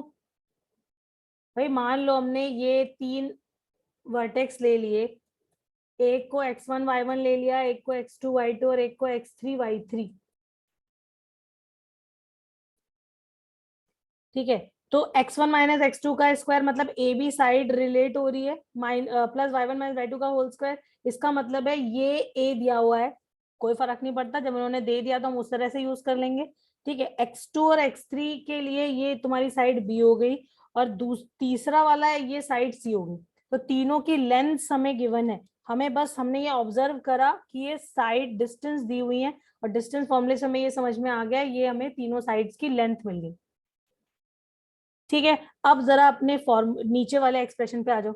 नीचे वाले एक्सप्रेशन में जो यहाँ पर लिखा हुआ है, अब तुम्हें वही मैंने इसीलिए मैंने ऊपर तुम्हें फॉर्मूला बताया कि हम एरिया को ऐसे भी लिख सकते हैं डिटर्मिनेंट फॉर्म में, ठीक है। और यहाँ पर बिल्कुल बिल्कुल समझ में आ रहा है कि ये एरिया का स्क्वायर किया हुआ है, ठीक है। 1/2 मिसिंग है, लेकिन हमें लैम्डा यहाँ पर चाहिए भी, तो इसका मतलब है यहाँ पे कुछ कांस्टेंट है जो मिसिंग है, तो वो वी विल फाइंड आउट, ठीक है। अब ये भी इसको देख के भी समझ में आ जाना चाहिए, ये भी हमने कुछ कुछ कभी कभी पढ़ा था, 9th क्लास में पढ़ा था हेरॉन्स फॉर्मूला, ठीक है। तो उसमें बस एस को हटा के इन्होंने क्या किया है, ए बी सी के फॉर्म में लिखा हुआ है, ठीक है। तो बस अब हमें सारी चीजों को ठीक से लिखना है और फिर चेक कर देना है कि लैम्डा के प्लेस पर क्या आना चाहिए, ठीक है। जैसे तुम एरिया को 2 तरीके से लिखोगे, कंपेयर करोगे, तो यू विल गेट लैम्डा, ठीक है। तो शुरू करते हैं। ओके तो भाई कलर चेंज कर लेते हैं पहले। हाँ तो बच्चों देखो हमारे पास एरिया का ये फॉर्मूला लिखा हुआ है, ठीक है। तो अगर मैंने एरिया का स्क्वायर लिख दिया, क्योंकि रूट तो है नहीं और इधर भी लेफ्ट साइड में भी स्क्वायर के फॉर्म में लिखा है, तो एरिया का स्क्वायर लिखेंगे और एस को ए बी सी के टर्म्स में लिखेंगे, ठीक है। तो क्या हो जाएगा, ये हो जाएगा S into S minus A into S minus B into S minus C, ठीक है। अब और जरा देखो, कहीं पर भी यहाँ पे ए बी सी के टर्म में लिखा हुआ है फाइन, लेकिन अगर मैंने एस की वैल्यू डाली तो ये डिवाइड बाई 2 हर जगह साथ में चलता रहेगा। एक काम करो, हम एक काम क्या कर सकते हैं, यहाँ पर हर जगह 2 इंट्रोड्यूस कर दें, मतलब हर जगह दिखे तो 2s दिखे, वरना ना दिखे, एस ना दिखे। तो उसके लिए क्या करना पड़ेगा, तुम्हारे पास 1 2 3 4 4 एस हैं, इसका मतलब अगर मैंने कर दिया 4 2 से मल्टीप्लाई, तो 4 2 से डिवाइड भी करना पड़ेगा, ठीक है। तो मैंने 1 2 इसको दे दिया, 1 2 अंदर एक ब्रैकेट में दिया, तो इधर दिया तो इसको भी दोगे, इसमें भी 1 2 का मल्टीप्लाई कर दिया, 2s माइनस 2b, और इसने भी मल्टीप्लाई कर दिया 2s माइनस 2c। अब तुमने कितने 2 यहाँ पर लेकर आए हो 4, इसका मतलब है 1/16 से करना पड़ेगा divide two for making the value same. ठीक है, अब हर जगह हम 2s की वैल्यू डालेंगे, तो 2s is what a plus B plus C. Okay, यहाँ पर a plus B plus C minus 2a हो जाएगा, इसका मतलब है b plus C minus a बचेगा। यहाँ पर a plus C minus b बचेगा और यहाँ पर a plus b minus c बचेगा। ठीक है, अब जरा ध्यान से देखो, तुम्हें पूरा का पूरा सेम एक्सप्रेशन दिखेगा ऑन राइट हैंड साइड। ठीक है, और बच्चों देखो अब हमें क्योंकि एरिया ये समझ में आ चुका है कि वर्टिसेस अगर गिवन होते हैं तो एरिया को हम ऐसे भी लिख सकते हैं 1/2 times x1 y1 1 x2 y2 1 x3 y3 1। इसमें भी एरिया का स्क्वायर निकालो, क्योंकि यहाँ पर भी स्क्वायर है तो लेफ्ट में भी स्क्वायर करना पड़ेगा, तो स्क्वायर करोगे तो ये पूरी चीज स्क्वायर हो जाएगी, मतलब 1/4 टाइम्स, और इस पूरा डिटर्मिनेंट का तुमने कर देना है स्क्वायर। और अब हमारा आंसर आ चुका है। तुमने इस वैल्यू को इससे कंपेयर करना था। ठीक है, तो चेक कर लो बच्चों लैम्डा के प्लेस पे क्या आएगा। भाई देखो, राइट साइड वाली वैल्यू इंडिपेंडेंट ऑफ एनीथिंग लिखी हुई है, तो इसका मतलब है तुम्हें इस 1/16 को लेफ्ट में ले जाना पड़ेगा, तो 16 यहाँ पर आएगा बच्चों, यस और नो। मैंने यहाँ पर इसको देखो डॉटेड करके हटा दिया, तो तुम समझ जाना कि मैं उसको लेफ्ट में शिफ्ट कर रही हूँ, तो लेफ्ट में जाएगा तो वो मल्टीप्लाई के साइन के साथ जाएगा, मतलब लाइक दिस। और ये इससे कैंसिल हो गया, 4 आ गया, देयरफॉर लैम्डा के प्लेस पर हमें क्या दिखाई पड़ रहा है 4। 4। किसी को कोई डाउट है तो बता दे, नो मैम। नोट कर लो अब इसे। ठीक है, तो बच्चों अब हम अपने मेन टॉपिक पे आते हैं, लाइन की बात करते हैं। ठीक है, और लाइन पढ़ने से पहले हमें पता होना चाहिए what is slope of the line. ठीक है, स्लोप निकालने के 2 तरीके होते हैं। पहला तरीका क्या है, हमारे पास अगर कोई लाइन गिवन है, ठीक है, तो वो एक्स एक्सिस की पॉजिटिव डायरेक्शन से, मान लो दिस इज एक्स एक्सिस, तो हम स्लोप कैसे निकाल सकते हैं, अगर हमें इस लाइन का इंक्लिनेशन गिवन है। ठीक है, ये इंक्लिनेशन वर्ड का क्या मीनिंग होता है, इंक्लिनेशन का मतलब होता है angle made by the line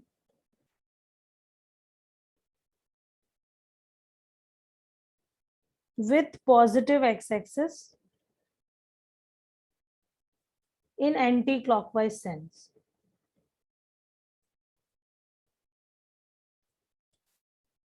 ठीक है, तो अगर हमें एंगल गिवन है इस लाइन का with positive direction of x-axis in anti-clockwise sense, तो हम स्लोप लिख सकते हैं कैसे, tan थीटा से।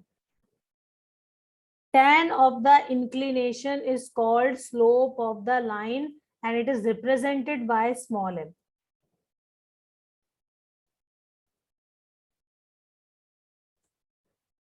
ठीक है, small m is the symbol for slope। Okay, तो x एक्सिस से हमारी लाइन जो भी एंगल बना रही होगी उसका हम पॉजिटिव एक्स एक्सिस जो है वो x axis basically positive direction of axis से जो एंगल बन रहा होगा उसका हम tan ले लेंगे and that is slope of the line. ठीक है, अच्छा देखो, अगर हमारी लाइन, मान लो ये 2 लाइंस हैं, मैंने एक लाइन ऐसी ले ली और एक लाइन ऐसी ले ली, ये L1 इक्वल टू 0 लाइन है, सही है, L2 इक्वल टू 0 लाइन है। ठीक है, ये θ1 एंगल बना रही है, ये लाइन θ2 एंगल बना रही है। कोई मेरे को बताएगा कि θ1 और θ2 में से कौन सा बड़ा है, मतलब किसका स्लोप ज्यादा है, θ2 का स्लोप ज्यादा है। देखो ये दोनों एंगल्स जो हैं एक्यूट हैं, और हमें क्या पता है कि tan जो होता है वो 0 से π/2 के बीच में कैसा होता है, बढ़ता जाता है। मतलब अगर एंगल बड़ा होगा तो उसका tan भी बड़ा होगा। ठीक है, अगर एंगल बड़ा होगा तो उसका tan थीटा की जो वैल्यू होगी वो भी बड़ी होगी, और क्योंकि जो θ1 है that is lesser than tan θ2, मतलब θ2, तो tan भी इसका क्या हो जाएगा, सेम साइन होल्ड करेगा। तो इसका मतलब है slope of L2 is more than slope of L1। ठीक है, व्हाट अबाउट अगर हमने से ये एक्स एक्सिस ले ली, एक लाइन मैंने ले ली ऐसे, ये L1 ले ली और ये ले ली L2, अब किसका स्लोप ज्यादा है? मान लो ये θ1 है और ये θ2 है, तो which line has got the bigger slope? theta हाँ, θ1 और θ2 या theta 1 मतलब L1 का स्लोप ज्यादा है या L2 का स्लोप ज्यादा है? L1 L1 का स्लोप ज्यादा है।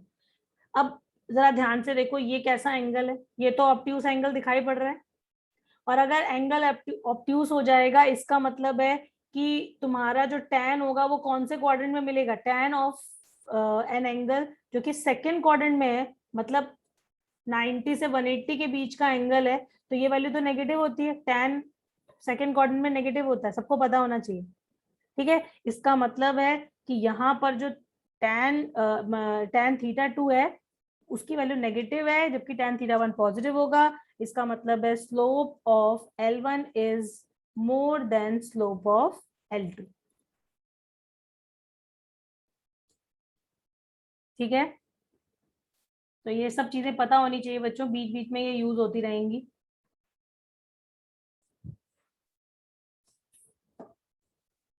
अगर कोई लाइन एक्स एक्सिस के पैरेलल है तो उसका स्लोप क्या हो जाएगा? मान लो मैंने एक लाइन ड्रॉ करी y इज इक्वल टू 2। ठीक है, लाइन पैरेलल टू, अगर एक्स एक्सिस है तो उसे कैसे लिखते हैं? y is equal to this value लिख देते हैं। ठीक है, तो मान लो ये पॉइंट 0,2 से पास हो रही है ये लाइन, तो एनीवे हमने लाइन की इक्वेशन लिख दी है, line this line is parallel to X axis, तो what is its slope? Khushi answer करो इसका। 0। ठीक है, इसका स्लोप क्या हो जाएगा? 0। क्यों? क्योंकि अगर इस लाइन का एक्स एक्सिस से एंगल चेक करोगे तो क्या आ जाएगा? 0 आ जाएगा, एंड tan 0 इज 0, तो स्लोप क्या हो जाएगा इस लाइन का? 0। और अगर हम इसी के अपोजिट काम कर देते हैं, मतलब इस बार मैंने लाइन को कैसा ले लिया? Parallel to y axis. मान लो हमारी लाइन की इक्वेशन है x इज इक्वल टू 1/2, या चलो 3/2 कर दो उसको। ओके, तो अब हमें इस लाइन का स्लोप चाहिए, तो अब क्या हो जाएगा स्लोप? हाँ, अचिंत्य बताओ, आंसर करो इसका। अचिंत्य बोलो भाई। अगर थोड़ा सा ऊपर का हाँ, एक सेकंड रुक जाओ बस। अगर लाइन हमारी y एक्सिस के पैरेलल है तो अब इस लाइन का अगर x एक्सिस से एंगल चेक करोगे तो कितना दिख रहा है? 90 डिग्री दिख रहा है, and tan of 90 is not defined, therefore slope of this line is not defined। क्यों वंश शेखावत, समझ आ गई बात? अरे वंश शेखावत बोलो, तुम्हारा माइक भी बेकार है क्या? तो एनीवे अगर line parallel to X axis है तो स्लोप उसका 0 हो जाएगा, और अगर पैरेलल टू वाई एक्सिस है तो स्लोप नॉट डिफाइंड हो जाएगा। ठीक है, अब नोट कर लो भाई। मान लो अब तुम्हारे पास ये लाइन है और हमें 2 पॉइंट्स ऑन इट गिवन है, कोऑर्डिनेट्स x1 y1 और इसका x2 y2, और हमसे पूछा जा रहा है व्हाट इज इट्स स्लोप। तो क्या अब हम स्लोप निकाल सकते हैं? वैसे तुम लोग फिजिक्स में पढ़ चुके हो, लेकिन फिर भी एक बार देख लेते हैं। मैंने क्या करना है भाई, हमें अगर अभी तो क्या था कि हमें थीटा एंगल पता था, मतलब एक्स एक्सिस से इंक्लिनेशन पता था। ठीक है ना, इंक्लिनेशन पता था लाइन का, और अभी मान लो वो इंक्लिनेशन थीटा है तो ये एंगल भी थीटा हो जाएगा करस्पॉन्डिंग एंगल से। ठीक है, अब क्योंकि हमें कोऑर्डिनेट्स दिए हुए हैं तो क्या हम इस ट्रायंगल को यूज करके tan थीटा की वैल्यू निकाल सकते हैं? डेफिनेटली। ये डिस्टेंस कितना हो जाएगा? x2 माइनस x1, और ये कितना हो जाएगा? y2 minus y1। और अब अभी भी हम tan थीटा की वैल्यू लिख सकते हैं, और किसके टर्म्स में लिख सकते हैं? जो गिवन पॉइंट्स है। ठीक है, तो ये हो जाएगा tan मतलब परपेंडिकुलर अपॉन बेस, यानी कि y2 minus y1 upon x2 minus x1। तो this is also slope of the line. ठीक है, तो स्लोप को हम ऐसे भी लिख सकते हैं, कैसे? अगर 2 पॉइंट्स ऑन द लाइन हमें गिवन। ठीक है, तो अब क्वेश्चन तुम्हारे लिए क्या है कि सपोज मैंने एक लाइन लिख दी ax plus B Y plus C equal to 0। ठीक है, हमने जो पढ़ा है मैं उसी के अंदर अंदर क्वेश्चन पूछ रही हूँ। अगर हमें इसका स्लोप चाहिए तो व्हाट टू डू? ठीक है, what is the slope of this line? जो हमने पढ़ा है बस वही कॉन्सेप्ट यूज करने हैं और इसका स्लोप बताना है। बच्चों देखो, अगर हमारे पास ये लाइन लिखी हुई है, तुम बचपन में क्या करते थे, लाइन ड्रॉ करने के लिए इस पे पॉइंट्स निकालते थे पहले, क्योंकि तुम्हें पता है कि 2 पॉइंट से एक लाइन पास कर सकते हैं। तो हम बस एक ये पॉइंट, हमने 2 पॉइंट ढूंढने होते थे और फिर हम क्या करते थे, लाइन बना देते थे। पहले ड्रॉ करते थे पॉइंट्स को और फिर ज्वाइन कर देते थे। ठीक है, तो क्या हम इस लाइन पर 2 पॉइंट्स नहीं ढूंढ सकते? बिल्कुल ढूंढ सकते हैं, जैसे पहले करते थे वैसे अब करो।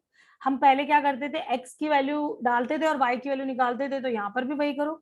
x को 1 डालो, 2 डालो, कुछ भी डालो। एक काम करते हैं, थोड़ा आसान सा पॉइंट डाल देते हैं। x को हमने 0 डाल दिया।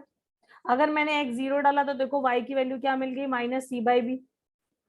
ठीक है, और अगर y को 0 कर देंगे तो x कितना मिल जाएगा, माइनस सी बाय ए। अब हमें क्या मिल गए, 2 पॉइंट्स ऑन द लाइन मिल गए या नहीं मिल गए? एक पॉइंट हमें मिल गया 0 comma minus C by B और 1 is minus C by A comma 0, और 2 पॉइंट्स मिल गए, तो we know how to calculate slope. तो स्लोप ऑफ ए बी क्या हो जाएगा, y2 माइनस y1। बच्चों देखो, ये जो फॉर्मूला होता है y2 minus y1 upon x2 minus x1, इसमें बस तुम्हें ध्यान क्या रखना है, तुम x1 y1 इसको लो या x1 y1 इसको लो, उसका कोई फर्क नहीं पड़ता, किसी को भी ले सकते हो, कुछ भी ले सकते हो। लेकिन अगर इसको x1 ले रहे हो तो y1 इसके साथ वाला ही होना चाहिए। ये नहीं होना चाहिए कि x1 यहाँ से ले लिया, x2 यहाँ से ले लिया, लेकिन y1 इसको ले लिया और y2 इसको ले लिया, बस यही नहीं करना है। ठीक है, बाकी तुम कुछ किसी भी ऑर्डर में ले लो। ठीक है, तो बस हमें स्लोप लिखना है, तो क्या हो जाएगा, 0 minus of C by B, minus of minus हो गया, अपॉन x2 माइनस x1, मतलब minus C by A comma 0, मतलब minus C by A minus 0।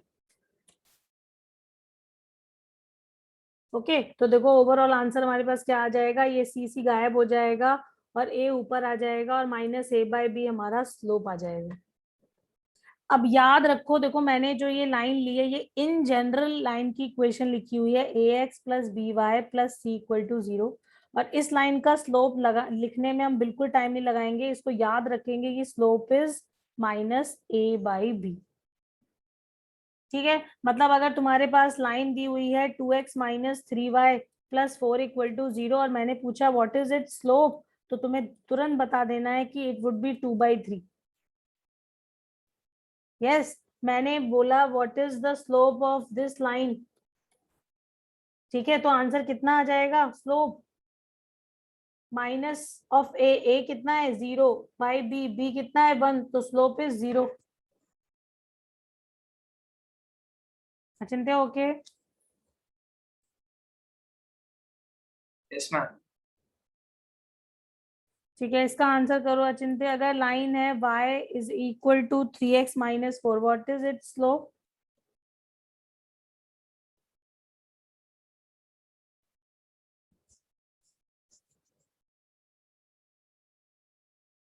जल्दी बोलो फटाफट, टाइम नहीं लगाना है। -3/1। तुम्हारी लाइन ये लिखी हुई है, sorry, 3x minus Y minus 4 equal to 0, यही है ना? यस तो मैम। सिर्फ 3 नहीं होगा स्लोप। Yes ma'am.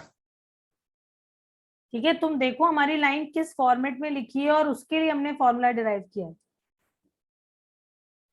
ठीक है, ओके। देखो अब हम बात करेंगे, आगे बढ़े बच्चों। नेक्स्ट टॉपिक है हमारा angle between two lines when slopes are given. Again very important formula, बहुत ज्यादा यूज होगा आगे। चेक करते हैं क्या होगा इसका answer. Angle between two lines when their slopes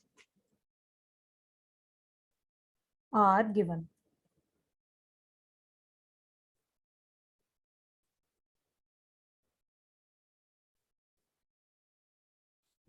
मैंने एक लाइन ले ली L1, एक ले ली L2, ठीक है, L1 इक्वल टू 0 और ये है L2 इक्वल टू 0। ओके, अब अगर ये दोनों लाइंस गिवन है तो इनके स्लोप्स भी गिवन है, लाइंस गिवन है तो स्लोप्स गिवन है, ठीक है ना, क्योंकि लाइन जैसे ही हमारे पास आ जाती है हमें पता है how to write slope. Okay, तो इसका ये मैंने मान लिया कि ये जो L1 लाइन है that is making an angle θ1 with positive direction of x axis and this is making an angle θ2 with positive direction of x axis, ठीक है। तो लाइंस गिवन है तो θ1 θ2 हम सब निकाल सकते हैं।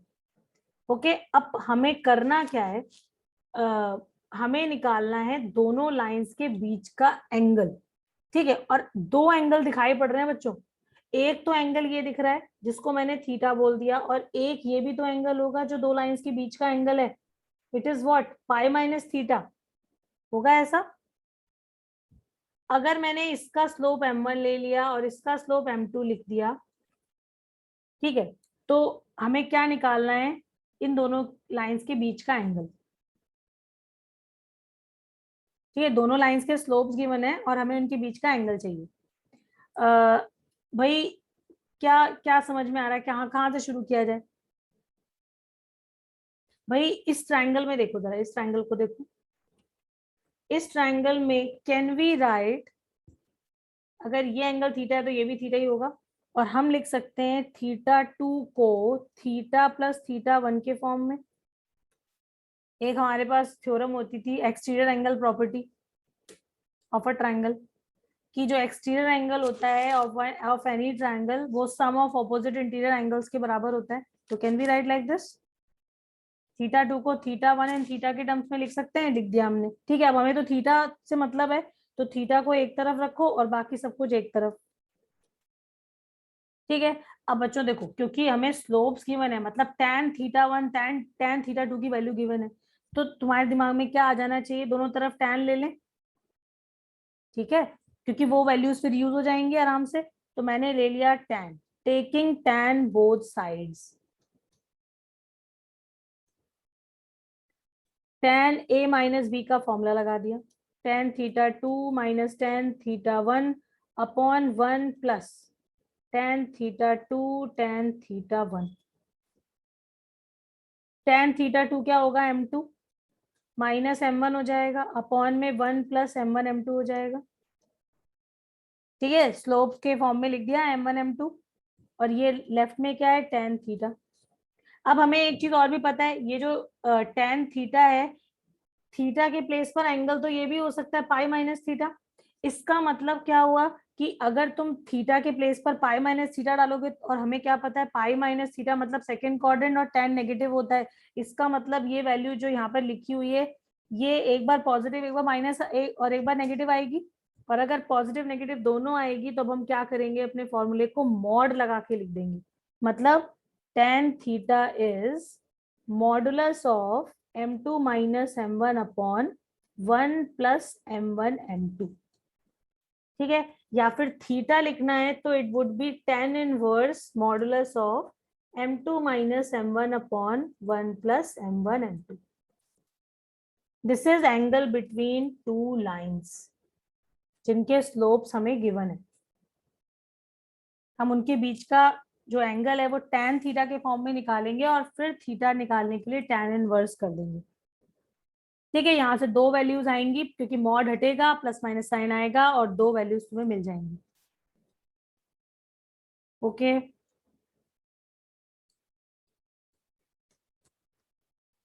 बच्चों नोट कर रहे हो तो कर लो।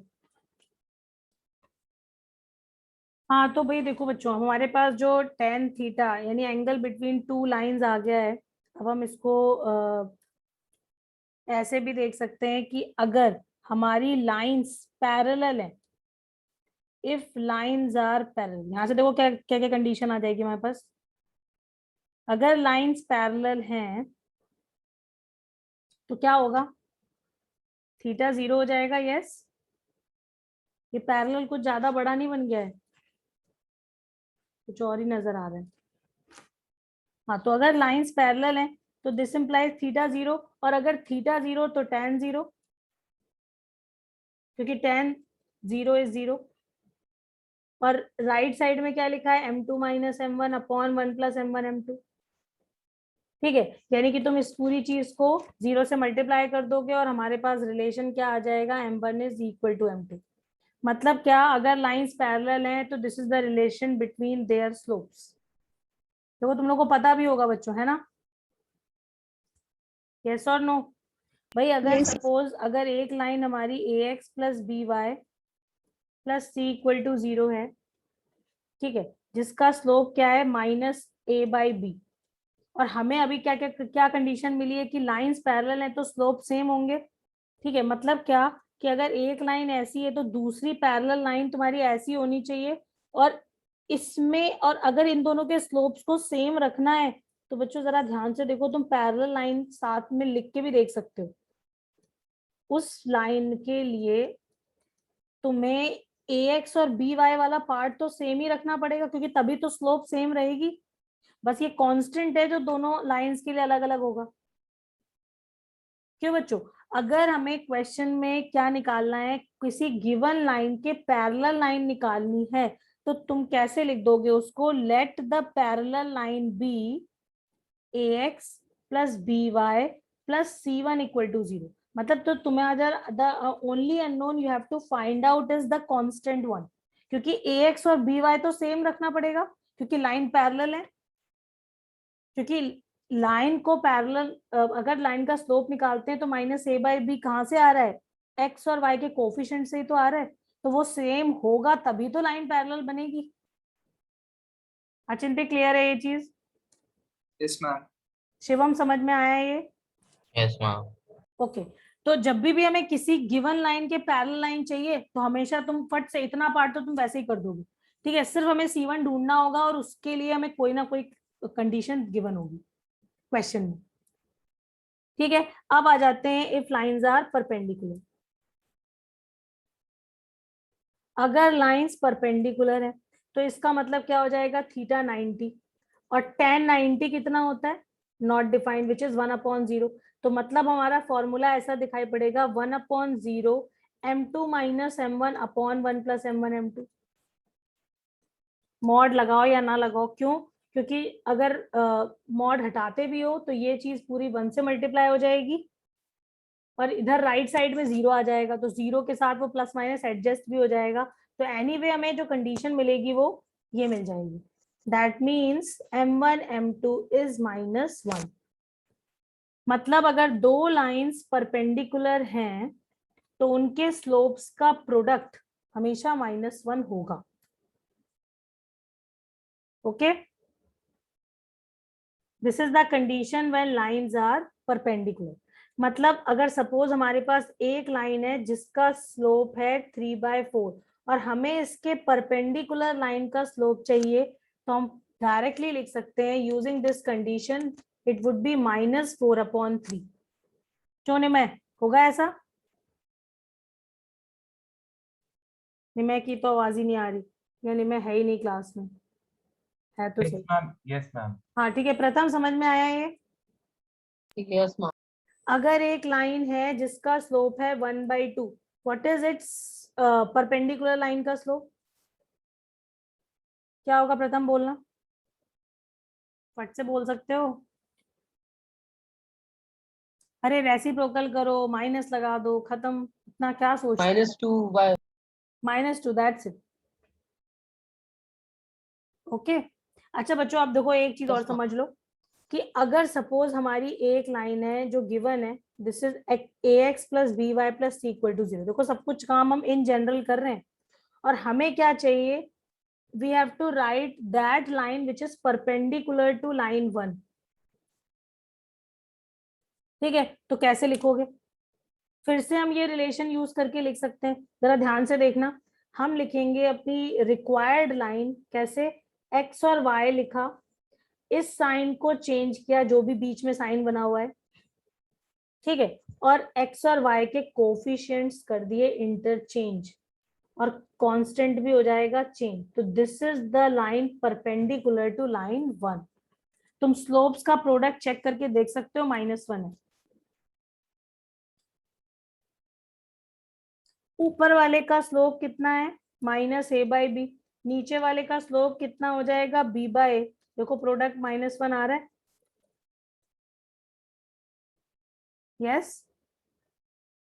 तो बच्चों देखो, तुमने अभी यहाँ पे क्या सीखा, अगर दो लाइंस पैरेलल है तो दोनों के स्लोप सेम होंगे, और अगर हमारे पास कोई line ax plus B Y plus C equal to 0 given है तो उसके पैरेलल लाइन हमें लिखनी है, तो कैसे लिख सकते हैं हम, इतना पार्ट सेम और बस कांस्टेंट को चेंज करो, तुम्हारी लाइन आ गई parallel to the given line, ठीक है। और अगर लाइंस परपेंडिकुलर हैं तो स्लोप्स का प्रोडक्ट -1 के बराबर होगा, और अगर एक लाइन हमारे पास ax plus B Y plus C equal to 0 है तो हम उसके परपेंडिकुलर लाइन कैसे लिखते हैं, मैंने क्या बताया, x और y लिखोगे, बीच का साइन जो भी बना है उसे चेंज करोगे और x और y के कोफिशिएंट्स कर दोगे इंटरचेंज, ठीक है। कांस्टेंट डेफिनेटली चेंज हो जाएगा, equal to 0, this is the line perpendicular to the given line. मैं एक एक बस एग्जांपल से तुम्हें बता देती हूँ एक बार। सपोज हमारे पास लाइन है 2x minus 3y plus 4 equal to 0, इस लाइन के पैरेलल लाइन क्या हो जाएगी, 2x minus 3y plus c equal to 0, ठीक है। This is line parallel to the given line, line parallel to 1, ये हो जाएगी। और अगर हमें लिखनी है लाइन परपेंडिकुलर टू 1 तो क्या हो जाएगा, x लिखा, y लिखा, इनके बीच का साइन चेंज किया, कोफिशिएंट्स इंटरचेंज किए, कांस्टेंट चेंज किया, इक्वल टू 0, ठीक है। ये कॉन्सेप्ट बहुत यूज होंगे बच्चों, क्लास रिवाइज करोगे और पॉइंट 1 एक्सरसाइज करोगे, दैट इज योर होमवर्क, ठीक है। इससे अब ऐसे समझ लो कि पूरी कोऑर्डिनेट ज्योमेट्री लिंक्ड है, तो कोई क्लास मिस नहीं करेगा, किसी को कोई प्रॉब्लम है तो मेरे से शेयर करेगा कि मैम ये ऐसा ऐसा है, मेरा ये एग्जाम है, आप क्लास छोटी कर दो, बड़ी कर दो, जो भी करना है वो मेरे को बताओगे, क्लास कोई मिस नहीं करेगा, ठीक है। तो क्लास रिवाइज करोगे प्लस 10.1 एक्सरसाइज, थोड़े से क्वेश्चंस हैं वो ट्राई कर लेना, ठीक है। नेक्स्ट क्लास के बाद तुम्हें होमवर्क मिलेगा, मतलब वर्कशीट मिलेगी, ओके। मैम हाँ बताओ।